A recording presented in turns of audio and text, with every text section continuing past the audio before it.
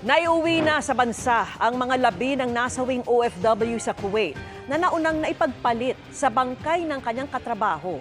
Ang pamilya ng biktima ay lalong umigting ang paghahanap ng hustisya.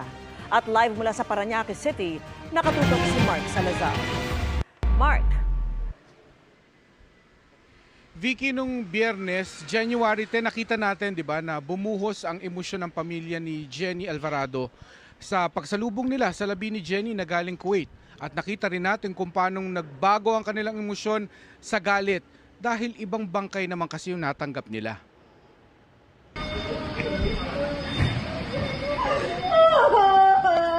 Ang pag-iyak ng pamilya ng namatay na OFW na si Jenny Alvarado noong Biyernes, napalitan ng sigaw ng galit. Hindi kasi mga labi ni Alvarado ang itinurn over sa kanila, kundi ibang bangkay. Ang labi ng Nepali na katrabaho nito sa Kuwait. Wala na raw iiyak pa ang pamilya niya habang naghihintay kanina sa ikalawang pagsalubong nila sa labi ng ina. Nag-aalanganin po kami masyado kung siya po ba yung darating ngayon, baka kasama niya na naman po ulit. Labi na nga ni Jenny Alvarado ang dumating kanina at tinanggap ng kanyang pamilya.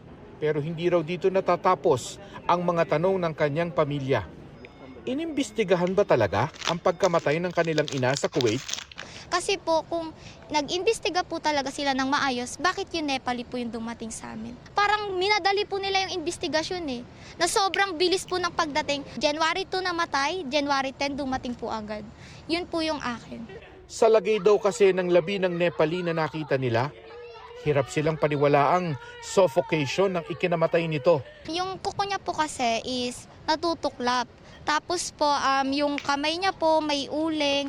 Sabi suffocation, tapos natulog lang sila na nalanghap yung usok. Pero bakit may uling yung kamay? Tapos may pasa-pasa po yung Nepali. Tapos po yung leeg niya po may pasa. Yung bibig niya po may pasa. Tapos sabi ko, yan, suffocation ba yung kinamatay niya?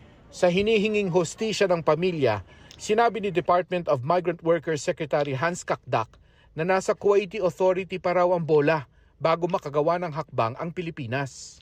We are awaiting the results of the police report, police investigation, as well as the autopsy results. And from there, we will move to the possibility of filing also a legal claim with respect to Jenny's death. Inaalam na rin daw kung sino ang nagkamali sa nagkapalit na bangkay. We were moving ahead with the filing of claims against whoever, hindi ko muna papangalanan pa kung sino, but whoever caused the mistake or the error. Talagang hindi nila sana mabigyan ng action sa Pilipinas.